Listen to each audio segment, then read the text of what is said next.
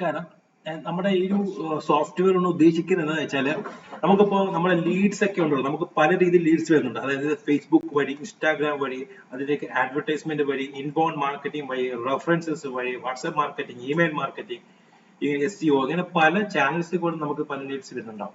അപ്പൊ ഈ വരുന്ന ലീഡ്സിൽ നമ്മൾ ഒന്നെങ്കിൽ നമ്മുടെ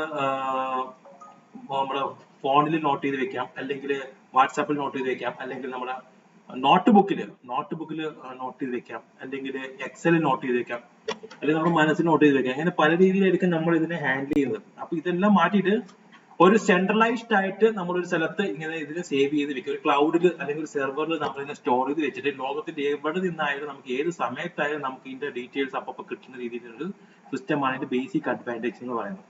അപ്പൊ ഇതേപോലെ നമുക്ക് ലീഡ് ഏതെങ്കിലും രീതിയിൽ നമുക്ക് വന്നു കഴിഞ്ഞാൽ ഫസ്റ്റ് നമ്മൾ എന്ത് ചെയ്യുക വെച്ചാല് ആദ്യമേ ഇവിടെ പോയിട്ട് ലീഡിനെ നമ്മൾ ആഡ് ചെയ്യാനുള്ള ഓപ്ഷൻ ഉണ്ട്.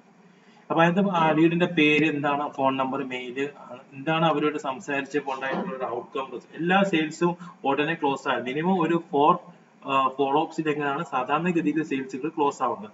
അപ്പൊ ഈ കോൾ റിമാർക്സും നമുക്ക് ഫസ്റ്റ് കോളിൽ ക്ലോസ് ആയില്ലെങ്കിൽ അതിനെ കുറിച്ചുള്ള കാര്യങ്ങളൊക്കെ എഴുതി എൻട്രിയിലൊക്കെ വെക്കാം.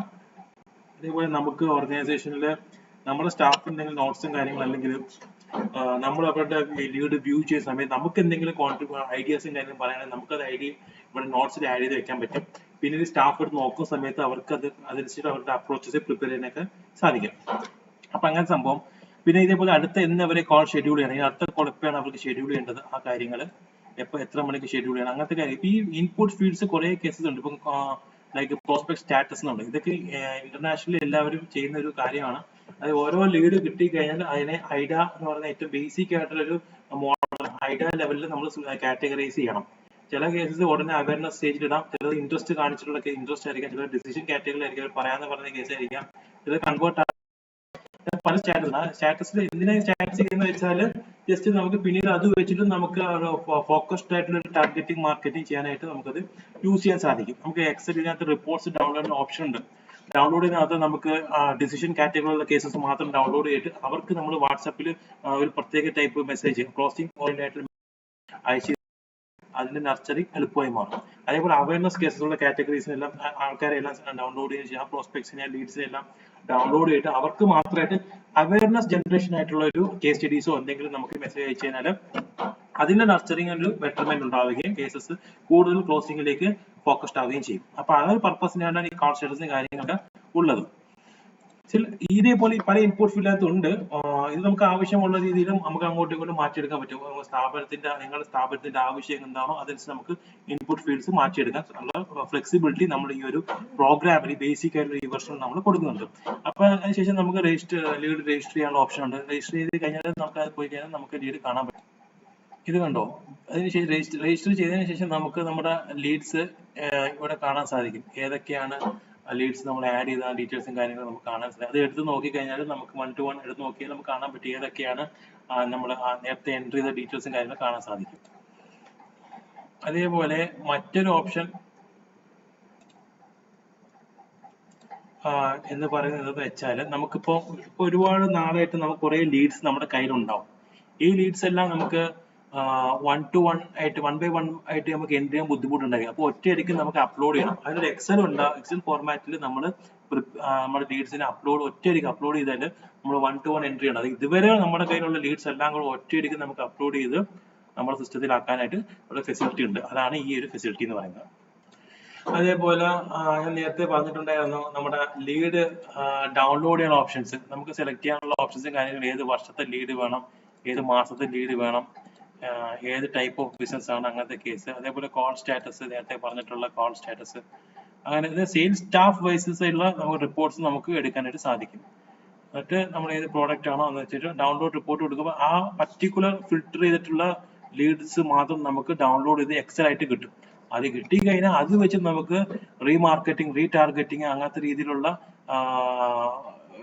മാർക്കറ്റിംഗ് ക്യാമ്പയിൻസും കാര്യങ്ങളൊക്കെ ചെയ്യാൻ സാധിക്കും. അതായത് വളരെ ഫോക്കസ്ഡ് ആയിട്ട് സയന്റിഫിക്കലി നമുക്ക് നമ്മുടെ ലീഡ്സിനെ എടുത്തിട്ട് കറക്റ്റ് ആയിട്ടുള്ള നർച്ചറിങ് ചെയ്യാൻ സാധിക്കുന്ന വഴി അവർക്ക് അവരുടെ ഐഡിയ സ്റ്റാറ്റസ് അവയർനെസ് ഇൻട്രസ്റ്റ് ആവുകയും ഇൻട്രസ്റ്റ് ഉള്ള ആൾക്കാർ ഡിസിഷനോട്ട് പോവുകയും അങ്ങനെ അത് ക്ലോസിംഗിലോട്ട് പോകാനൊരു സ്റ്റെപ്പ് ബൈ സ്റ്റെപ്പ് ആയിട്ട് നമുക്ക് സിസ്റ്റമാറ്റിക് ആയിട്ട് നമ്മുടെ ഒരു സെയിൽസിനെ നമുക്ക് കൺവേർട്ട് ചെയ്യാൻ സാധിക്കുന്നതാണ് മറ്റൊരു പ്രധാനപ്പെട്ട അഡ്വാൻറ്റേജ്.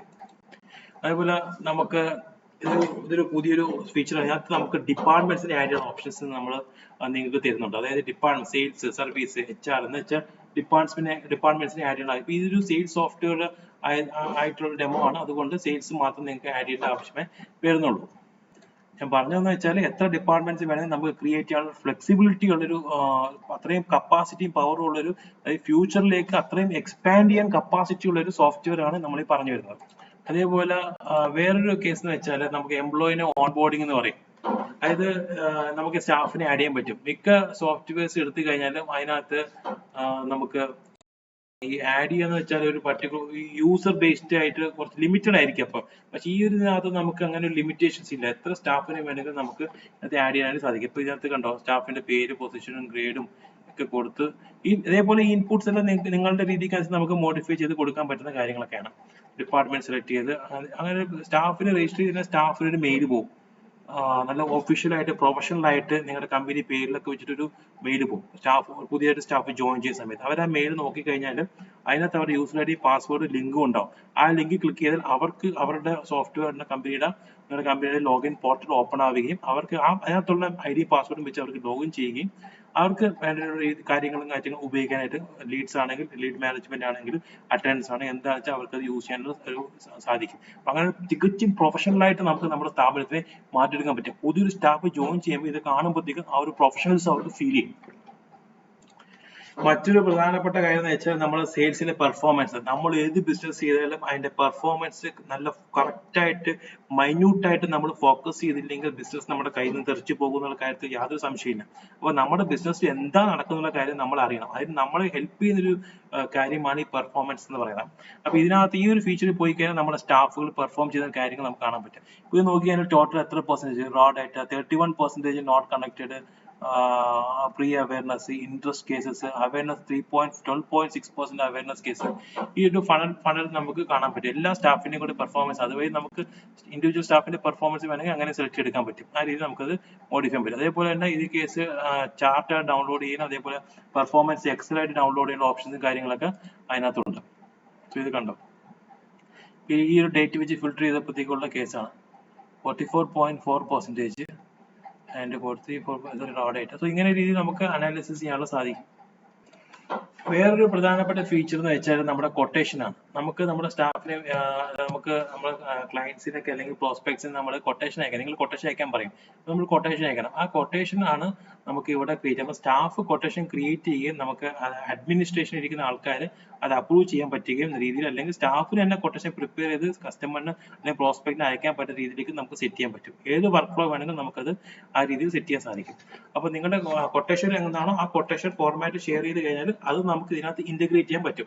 അപ്പൊ ഇതിൽ നിന്ന് മെയിൽ പോകുന്നത് നിങ്ങളുടെ ആക്ച്വൽ കൊട്ടേഷൻ ഫോർമാറ്റ് എങ്ങനെയാണോ അത് പ്രകാരം ഉള്ള കൊട്ടേഷൻ ആയിരിക്കും പോകുന്നത്. അതായത് ചുരുക്കി പറഞ്ഞാൽ കൊട്ടേഷൻ ടൈപ്പ് ചെയ്യാനോ ഡ്രാഫ്റ്റ് ചെയ്യാനോ വേണ്ടി നിൽക്കണ്ട, നമുക്ക് പ്രീ സെറ്റ് ചെയ്ത് വെക്കാം. ഒറ്റ ബട്ടൺ ക്ലിക്കിൽ കൊട്ടേഷൻ ആൾക്കാർക്ക് നമുക്ക് സെൻഡ് ചെയ്യാൻ പറ്റും. സെൻഡ് മെയിൽ ബട്ടൺ ക്ലിക്ക് ചെയ്താൽ നമുക്ക് കൊട്ടേഷൻ പോകും. അപ്പൊ ഇങ്ങനെ ഒരു ഇതൊക്കെയാണ് ബേസിക് ആയിട്ട് വരുന്ന ഒരു സംഭവം എന്ന് പറയുന്നത്.